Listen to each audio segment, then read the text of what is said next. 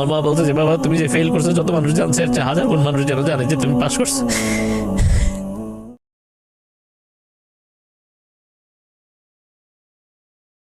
তারপরে আমি আমার বাংলা স্যার আলম স্যার বললাম স্যার আমার খুব কষ্ট হয়, আমার ওই বোনের বাড়িতে একদিন 2 দিন পরে যাইতাম, গিয়ে একবেলা খাইতাম, ওই আমি 2 দিন থাকতাম।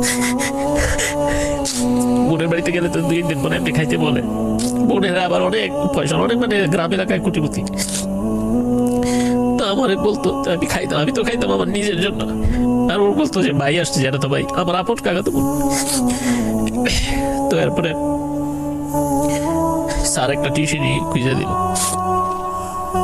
টিউশনটা করলাম 3 মাস করার পরে টিউশনটা আবার চলে গেল, ওই ছেলেটা ঢাকা এসে পড়ছে আমার বাসায় থেকে পর। তো ওই টিউশনটা যখন করি তখন আমি 500 টাকা পাইতাম, আমি কষ্ট করে খরচ করতাম 350 টাকা থেকে 450 টাকার মধ্যে আমি খাওয়া দাওয়া করতাম। হোস্টেলে তখন টাকা দিই, হোস্টেলে টাকা দিয়ে আমি ওই ক্যালেন্ডারে লিখে রাখতাম, আমার একটা ক্যালেন্ডার ছিল যে কোন দিন দুপুরে খাবো আর কোন দিন রাত্রে খাবো। মানে খাবারটাও আপনি ক্যালেন্ডার মেনটেন করতেন? কারণ আমি ওই 300 টাকা দিয়ে খাইতাম, ওটা ওই হিসাবের সাথে ম্যানেজ করতেন। 10 টাকা করে একটা মিল হয়, তাহলে আমি 30টা মিল খেতে পারবো, আর বাকি টাকাটা সেভ করতাম। যে টিউশন যদি পরে চলে যায়, তো ঠিক কয়েক মাস পরে টিউশন চলে গেল, আমার কাছে তখন 250 টাকার মতো ছিল। তখন ওই স্যার বিল্লাল স্যার যে ম্যানেজমেন্ট আমার পড়ায়, উনি একবারে প্রথম থেকে আমার সাপোর্ট দিতে শুরু করলো, ফাইন্যান্সিয়াল না মানে মেন্টালি যেইভাবে পারা যায়। কেউ কিছু বললে তাদের সাথে স্যার কথা বলতো, অনেক টিচাররাও ভালো চোখে আমার দেখতো না, টিচারদের ছোট করতে চিনে গেলে ভালো চোখে দেখতো না, সায়েন্সের টিচাররা বিশেষ করে। তো এরপরে স্যার একটা টিউশনি ঠিক করে দিল, তখন আমি আমিননগর থাকি, গ্রামের নাম, আর টিউশনিটা হলো কাঁঠালিয়াকান্দা, মাঝে রাস্তা হলো 3 কিলোমিটার। তো আমি যাই, গিয়ে ওইখানে টিউশনিটা করি, ও ওইখানে ছেলেটারে পড়াইতাম আমি, আলিম। তো আমি ওরে পড়াই, আসলে স্যার জোর করে টিউশনটা দিছে, ও আসলে ছাত্র ভালো না, কিন্তু ওর ভাই একজন সিঙ্গাপুর থাকে, টাকা পাঠায়, বলছে তোমার এত টাকা দিয়ে কি করবে, এই ছেলেটা একটু সাহায্য হবে, তুই পড় ছেলেটার কাছে। তা আমার একবারে আচার ব্যবহার ভালো দিকে ও বলছে যে স্যার আপনি পড়াইতে হবে না, এসে আপনার সাথে গল্প করেন, আমি তো ভালো ছাত্র না, তাও আপনি টিউশনটা করেন। তো 3-4 মাস পরে চিন্তা হচ্ছে না, টিউশনটা করা যাবে না, এমনি টাকা পয়সা নিয়ে ও আসলে বুঝে না, এইটা পরে এইটার অঙ্ক বুঝে না, 9 করছে কিচ্ছু বুঝে না।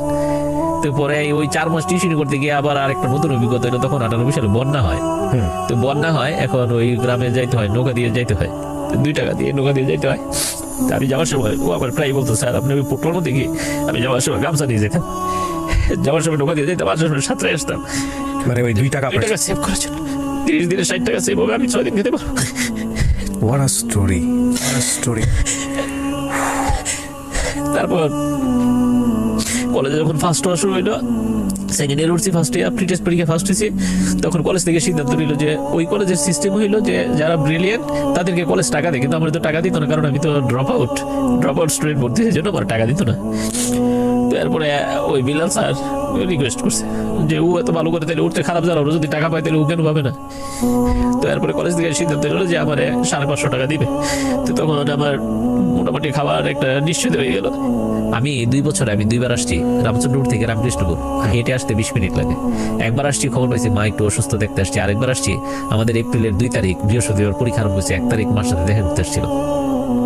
আর দেখা করতে পারেন? আমি দেখা করতে পারিনি, মানে আমি পড়াশোনা করতাম, আর একটা টেনশন ছিল, লজ্জায় আসতাম না, আসলে আমার ভাই আমার সাথে কথা বলতো না, এত খারাপ একটা সম্পর্ক ছিল। আপনার ওই সময়টাতে কি কোনো চিন্তা ছিল যে এইবার যদি কোনো দুর্ঘটনা ঘটে আপনি কি করবেন, নাকি ওরকম কোনো চিন্তা করেননি মাথায়? না, আমি তখন চিন্তা করছি যে আমি এমন কিছু একটা করবো মানুষ যেন সারা জীবন মানুষ মনে রাখে, এই কলেজ যেন আগামী 100 বছর আমার নিয়ে কথা বলে। সেকেন্ড থট কোনো চিন্তাই দেন না, কোনো চিন্তা নেই।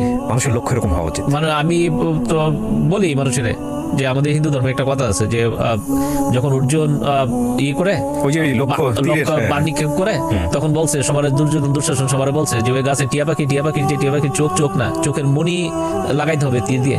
তো সবার জিজ্ঞাসা করছে টিয়া পাখি দেখো, প্রথমে বলছে দেখি, বলছে মারে লাগে না। আর অর্জুনের বলছে দেখো, না কোনো টিয়া পাখি তো দেখা যায় না। বলছে দেখো না ওইখানে আকাশ, নীল আকাশ, বলছে আকাশটা কিছু দেখে না। বলছে একটা বট গাছ চোখে পড়ে না। বলছে একটা টিয়া পাখি, কয় চোখে পড়ে না। বলছে ওইখানে একটা কালো চোখ আছে, কয় চোখে পড়ে। কয় তোমার চোখে কি পড়ে? কয় তিল কেমন জানি একটা কালো একটা তিলের চিহ্ন আছে। What is the focus? Focus আরো সহজ করে বলি, এই যে ক্যামেরাতে যারা আমাকে দেখছেন, এই যে আমি ফোকাস, 4-5টা ব্লার, এটা হচ্ছে ফোকাস। তো জীবনে লক্ষ্যটা সেরকম এরকম হওয়া উচিত যে আমার টার্গেট হচ্ছে এটা, বাকি সবকিছু ধোঁয়াশা। তো আমি পড়া শুরু করলাম, ওই মেরিট হোস্টেলে আইসা আমি 16 ঘন্টা পড়া শুরু করলাম। তখন তো আমার টিউশনি নাই, লজিং বাড়িতে পড়ানো নাই, কিছু নাই, শুধু কলেজ আর পড়াশোনা। আমি রাত্রে 2:30 থেকে 4টা 1.5 ঘন্টা ঘুমাইতাম। আমি 16 ঘন্টা পড়া শুরু করলাম, এবং প্রি টেস্ট পরীক্ষার পরে এগুলি শুধু ওই হোস্টেলে যারা ছিল তারা আমার বন্ধুরা হয়তো দেখছে বা শুনছে। আমি 22 ঘন্টা পড়েছি, 22 ঘন্টা পড়েছি। সবাই পড়তো ওই হোস্টেলের, সবাই পড়তো, আমি সবচেয়ে বেশি পড়তাম যে আমার কিছু একটা করতে হবে। এর মধ্যে আমার ছোট ভাই কিন্তু ইন্টারমিডিয়েট পরীক্ষা দিয়ে দিল। আমি যখন সেকেন্ড ইয়ারে পড়ি আমার ছোট ভাই ইন্টারমিডিয়েট পরীক্ষা দিয়ে দিল। আমার ছোট ভাই 7th প্লেস করলো মানে কমার্স থেকে। ও মেট্রিক স্ট্যান্ড করতে পারে না আর্টস থেকে। কুমিল্লা বোর্ডে? কুমিল্লা বোর্ড হয়েছে? কুমিল্লা বোর্ড ছিল তো, আচ্ছা, চিটং ছিল না। Okay. তো 786 পেয়েছিল, ও মেট্রিকে স্ট্যান্ড করতে পারে না আচ্ছা, মানবিক থেকে। পরে গিয়ে 2 নম্বরের জন্য Interest- ইন্টারমিডিয়েট গিয়ে 7th স্ট্যান্ড করে ফেললো। Very good. তো তখন আমার নিজের কাছে মনে হইলো যে আমি বড় ভাই হিসেবে আমার 6th হইতে হবে, 5th হইতে হবে, মানে 7th হলে হবে না? 7th হইলে হবে না, আস্তে আস্তে টার্গেট আমার বাড়ছে। তো নিতাই রেজাল্টটা দেওয়ার পরে নিতাই আমার সাথে একদিন দেখা করতে আসছে, বলছে আমি যদি 7th হতে পারি তুই ফার্স্ট হতে পারবি, শুধু একটু পড়ে যা। এবং আমার জীবনে আমার জন্য ও যা করছে এগুলি হয়তো আমি ওর ঋণ শোধ করতে পারবো না। আমার প্রত্যেকটা বইয়ের 30টা গাইড বই ছিল, ওর বন্ধু বান্ধব থেকে সব গাইড বই সংগ্রহ করে আমার দিছে, যে কোনো পড়া যেন না থাকে যে তুই পারস না, সব পড়ে শেষ করে দে। তো আমি এগুলি দিয়ে নোট টুট করে সবকিছু আমি নিজে পড়তাম। প্রত্যেকটা সাবজেক্টের আলাদা আলাদা নোট ছিল, আবার আলাদা আলাদা প্রশ্নের আলাদা আলাদা আবার ব্যাচ ছিল, যে এগুলি ব্যাকডেটেড, এগুলি আপডেটেড। তারপরে মোটামুটি প্রিপারেশন নিলাম, সবাই সবকিছু হয়েছে।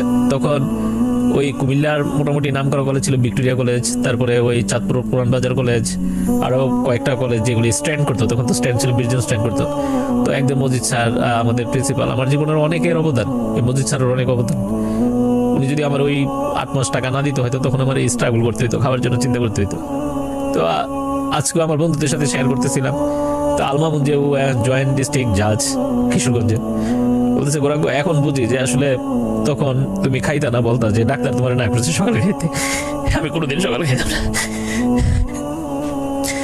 সকালে খাওয়ার সময় আমি বাইরে চলে যেতাম, কারণ ওরা খাবে, ওদের তো খারাপ লাগবে যে আমি খাইতে পারি না। তো আরে মজিদ স্যার তখন আমার টাকা দিল, ওই টাকা নিয়ে তো আমি টেনশন ছাড়া পড়াশোনা করতে পারছি। তো উনি একদিন কুমিল্লা থেকে আসলো, আইসা বলছে আজকে আমাদের সব ভালো কলেজে প্রিন্সিপালদের মিটিং হয়েছে, বলছে ভিক্টোরিয়ার একটা ছেলে নাকি ফার্স্ট হবে। তো ওই ভিক্টোরিয়ার প্রিন্সিপাল বলে আসছে, ছেলের নাম সম্ভবত তানবীর ছিল, যে তানবীর বললেন ওই পরীক্ষা দেওয়ার দরকার নেই, গৌরাঙ্গ পরীক্ষা দেবে, গৌরাঙ্গ ফার্স্ট হবে, ওর ফার্স্ট হওয়ার ইচ্ছা থাকলে ও যেন আগামীতে পরীক্ষা দেয়। তো স্যার কলেজে এটাই আমার এটা সব টিচারদের সামনে বললো, বলছে এখন আমার বাণিজ্য যদি রাখার দরকার হয় তাহলে তুমি পড়াশোনা করো না, তোমার করো না। তো তখন থেকে আমি 22 ঘন্টা পড়াশোনা শুরু করলাম। আমার এখন মনে আছে আমাদের ওই মুখলেসুর রহমানের বই পড়াইতো ইকোনমিক্স, 55টা ব্রড কোশ্চেন ছিল, আমি 54টা পারতাম। এই জন্য স্যার আমার 2টা থাপ্পড় দিচ্ছে যে বাকি একটা পড়ো নাই কেন। আমি বলছি স্যার 10টা প্রশ্ন আসবে, 5টা অ্যান্সার করতে হবে, তো এইটা সহ আসলো তো আমার 9টা কমন পড়বে। এরপর আরেকটা থাপ্পড় দিচ্ছে, বলছে আমি এটা শুনতে চাই না, তুমি ওইটা পড়ে এসে বলবা যে আমি পড়ে আসছি। তারপর আমাদের পরীক্ষা আরম্ভ হইলো 2 তারিখে, আমি 1 তারিখে আমাদের বাড়িতে আসছি। আমার বন্ধু ওই মুভি জেনে নিয়ে আসছি না, আমি এখন ভেজিটেরিয়ান, তখন ভেজিটেরিয়ান ছিলাম না। আমার মা সিলভার কাপ মাছ রান্না করছিল, তো আমি খেয়েছি। খাওয়ার পর আমার মা অনেকখানি আগাই দিছে। আগাই দেওয়ার পরে আমার মা বলছে যে বাবা তুমি যে ফেল করছো যত মানুষ জানছে, 1000 গুণ মানুষ যেন জানে যে তুমি পাস করছো। আমার মা সবসময় আমি কোথাও গেলে মাটি দিয়ে থুতু দিয়ে আঙ্গুল দিয়ে আমার মানে আশীর্বাদ করে দেয়, নখ কেটে দেয়। তা আমরা ওই যে নদীটা, তিতাস নদীটা, এটাই আর একটা খালের মতো গেছে, যে খালটা আমি পার হইতাম সাথে। তা আমার মা ওইখানে এসে, তো আমরা খেয়াতে যখন উঠছি তখন আমার মফিজুল জিজ্ঞাসা করছে যে গোরাঙ্গ, আমি ওরে ভয় পাইতাম, ওরে আমরা বলতাম কম্পিউটার কলেজের মধ্যে। আমি যদি 80 পৃষ্ঠা লিখতাম, 84-85 পৃষ্ঠা লিখতে পারতো। Management, banking, economics, Bangla second paper, এগুলো থিওরিটিক্যাল ছিল, ওর মধ্যে 4-5 পৃষ্ঠা বেশি লিখতো, এত দ্রুত লিখতো। তো বলছে তোমার মা অনেক শিক্ষিত না? আমি বলছি না, আমার মা জ্ঞানী, মাত্র 2 থেকে 3-তে পড়ছে, আমার 12 বছর বয়সে বিয়ে হয়েছে। আমার মা জ্ঞানী, শিক্ষিত না।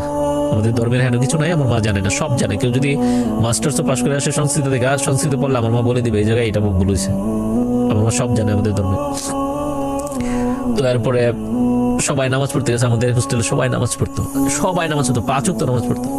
তো ইয়ে করে আসছে সবাই মসজিদ থেকে, তখন আমি মসজিদ সবারই জিজ্ঞাসা করছি কে কি চাইলা কালকে পরীক্ষা। তো সবাই বলছে একে একে আল্লাহ যেন আমাদের সবার ভালো করে। তো মফিজ বলছে গোরাঙ্গ, আমি আল্লাহ বলছি আল্লাহ আমার ফার্স্ট হওয়ার দরকার নেই, গোরাঙ্গ ফার্স্ট হলে গোরাঙ্গের আম্মা খুব খুশি হবে। জীবন আসলে সুন্দরটাকে দেখতে হয়। এত এত কষ্টের গল্প উনি পরে বলছে। ওরে আমি জড়াই ধরছি যে মফিজ আসলে আমি ফার্স্ট হলে আমার মা খুব খুশি হবে। আমার এই রেজাল্টের পিছনে আমি যা করছি পরে অনেক অবদান। আমার যে রান্না করে খাওয়াইতো আপা, শারমিন আপা, ওনারও অনেক অবদান। রান্নাঘর যাইতে 1 মিনিট সময় লাগতো, কিন্তু উনি এসে খাবারটা নিয়ে, প্লেটটা নিয়ে তারা দেখতো ভাই আপনার জন্য খাবার নিয়ে আসছি। আমি খাইয়া ওইখানে হাতটা দিলে উনি থালাটা নিয়ে যেত, কারণ আমি ওইখানে যাবো আসবো, সবাই একটু 5 মিনিট 10 মিনিট গল্প করবো, আমার এত সময় নেই। সবাই বুঝতো আপনার ডেডিকেশনটা। হ্যাঁ, সবাই বুঝতো। তারপরে 2 তারিখ পরীক্ষা শুরু হলো। কোন সালের 2 তারিখ? এটা 1999 সালের 2 এপ্রিল, Okay. বৃহস্পতিবার। আচ্ছা, বুধবারে প্রচন্ড জ্বর হয়েছে, জ্বরে আমাদের কলেজের চাল উড়াই নিয়ে গেছে।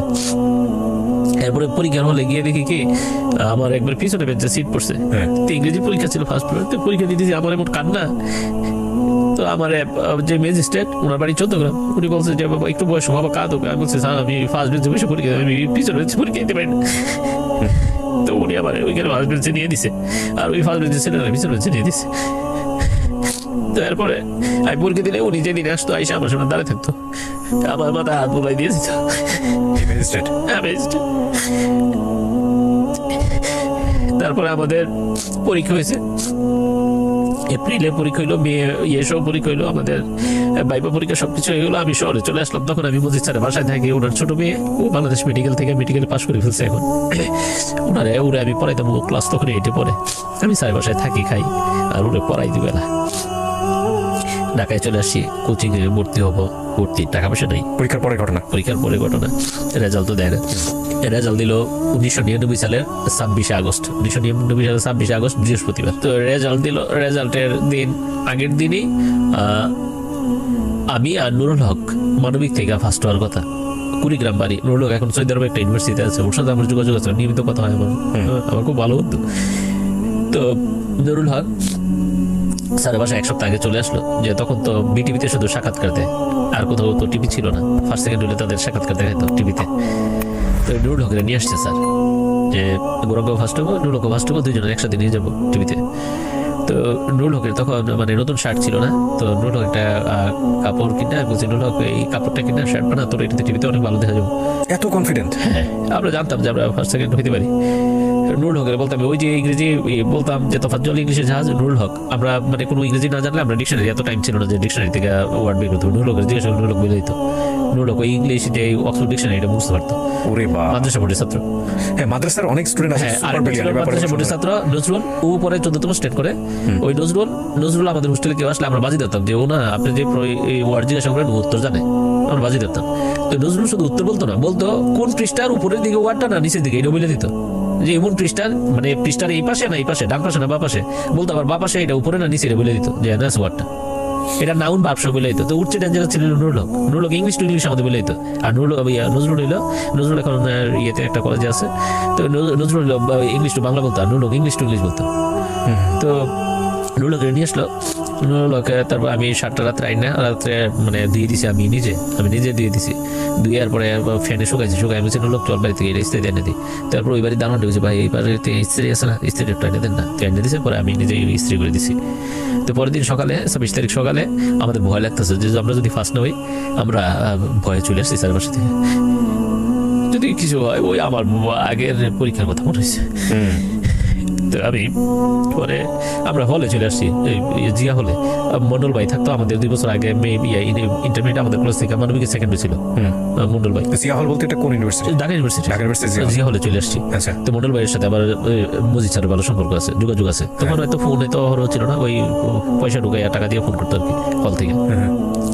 তারপরে স্যার সকালবেলা খুঁজে পায় না, দাঁড়ানো গেছে, আর 2জন বেরিয়ে গেছে সকালে। তো এরপরে আমরা এসে একটা ঘুম দিছি, আমাদের ক্লান্তি লেগে গেছে, আমরা ঘুমাই গেছি ভয়ে 2জনেই। তো 12টার দিকে ঘুম থেকে উঠছি, মন্ডল ভাই বলতেছে আমি স্যার বাসায় ফোন দিয়েছিলাম, তোর কাছে শিখে যাইতে, স্যার খুব টেনশন আছে। তো এরপরে আমরা নিচতলায় থাকতাম, আমরা 2জন। তো আমরা নিচতলায় আছি। তো এরপরে স্যারের মেয়ে, ওই যে পপি লাইব্রেরি পড়ছেন না, এই পপি লাইব্রেরির মালিক কিন্তু অধ্যাপক আব্দুল মজিদ। ও আচ্ছা আচ্ছা। পপি গাইড পড়ে নিতে হবে। পপি হইলো স্যারের বড় মেয়ে। আচ্ছা আচ্ছা আচ্ছা। মেজো মেয়ে হইলো হ্যাপি, ও ঢাকা ইউনিভার্সিটি থেকে পড়াশোনা করছে, ও মেট্রিকে ঢাকা বোর্ড থেকে সেকেন্ড হয়েছে, ইন্টারমিডিয়েট ফার্স্ট হয়েছে। She is the genius I ever seen in my life. সব জিনিয়াসকে নিয়ে আসা হবে অনুষ্ঠানে। এখন ওই আমেরিকায় আছে, ডক্টরেট করেছে ওইখানেই আছে, এখানে প্র্যাকটিস করে আমেরিকায়। ওকে। তো তারপর পপি আপা বাড়িতে ছিল, আর নিপারে তো আমি পড়াইতাম ছোট বোনটারে, ছোটরা পড়াইতাম। তো স্যারের ওয়াইফ আমার অনেক আদর করতো, সারাক্ষণ গরম ডাকতো। তো এরপরে রেজাল্ট দিছে, বলছে রেজাল্ট পাইছে। 2:30টার দিকের ঘটনা এটা, রেজাল্ট পাইছে। তো উপরে গেছি, তো স্যারের ওয়াইফ বলতেছে কি করলা, কিছুই তো হইলো না। বলছে ফার্স্ট হইব, নুরুল হক ফার্স্ট হইব, কেউ কিচ্ছু করতালা না। নুরুল হক থার্ড হয়েছে, আর তুমি অষ্টম হয়েছো। তারপরে আমি সালাম করছি। তো একটু খারাপ লাগতো, অষ্টম হইলাম, বিশ্বাস হয় না, বুঝছেন। এত ভালো পরীক্ষা দিয়েছি আমি। পরীক্ষা দেওয়ার পরে মার্কিং করছি যে কুমিল্লা বোর্ডের সবাই যদি সিদ্ধান্ত নেয় যে ওরে ফার্স্ট বানানো যাবো না, তাইলে আমি সেকেন্ড হবো। আর সবাই যদি সিদ্ধান্ত নেয় যে না ওরে স্ট্যান্ড করানো যাবে না, তাইলে আমি 20-এর মধ্যে থাকবো। আর সবাই যদি সিদ্ধান্ত নেয় যে হ্যাঁ ফেল করাবো, তাইলে আমি স্টার হবো। যে সবাই সিদ্ধান্ত নিচ্ছে যে হ্যাঁ খাতা আকার রসিকার সব দেখবো দেখা এরপরে ফেল করাই দেবো, তাও আমি স্টার মার্কস পাবো। মাই গুডনেস, প্র্যাকটিস কি ছিল তাইলে? হ্যাঁ প্র্যাকটিস মানে কি, মানে পরীক্ষা তো 15 ঘন্টা শেষ হতো, পরে 15 মিনিট শুধু কয়েকবার রিভিশন দিতাম। আর ওই যে বললাম মানে প্রত্যেকটা মানুষের পরোক্ষ পরোক্ষ গিয়েছিল। বেস্ট রুমে টিচার থেকে বলে তো এই চাই বলে, গ্রামে তো স্টুডেন্টের কথা বলে না যে ওরা যেন কেউ কিছু জিজ্ঞাসা না করে। এবং 26শে আগস্ট ওই ভদ্রলোক, জানি না উনি শুনবে কিনা, উনি আমার রেজাল্ট শোনার জন্য আমার কলেজে আসছে। এই ম্যাজিস্ট্রেট, হ্যাঁ স্যালুট ইউ, মানে হোয়াট আ স্টোরি। বহুবার আজকে আমার কাশি উঠেছে, হোয়াট আ স্টোরি। তো এরপরে অষ্টম হয়েছি, তো মজিদ স্যারের ইয়ে হইলো অফিস হইলো ইয়েতে ইসলামপুর পাটোয়াটুলি বইয়ের বাংলা বাজার যেটা, ওই দিয়ে ফোন দিছে, স্যার ওয়াইফের বলছে গরম করে তো কথা বলবো। তখন আমার শুনতে হয়েছে স্যার আমার সাথে কথা বলতে চাই, বলছে গরম তুমি আমার বাড়ির যেত রাখছো, তুমি ফার্স্ট হয়েছো। তো আমি কথা বলতে পারতেছিলাম না। তারপর বলছে কি হয়েছে কি হয়েছে, তো পপি আবার বলতেছে তাহলে মনে হয় ভালো একটা কিছু আছে। তারপর বলছে স্যার বলছে আমি ফার্স্ট হয়েছি। তারপরে স্যার গেটে দিয়ে ঢুকছে, স্যার ওইখান থেকে রিক্সা আসছে, আইসা আমার জড়াই ধরছে। তো স্যার ওয়াইফ জিজ্ঞাসা তুমি তো বলছো অষ্টম হয়েছো, বলছে আমি চাই নাই যে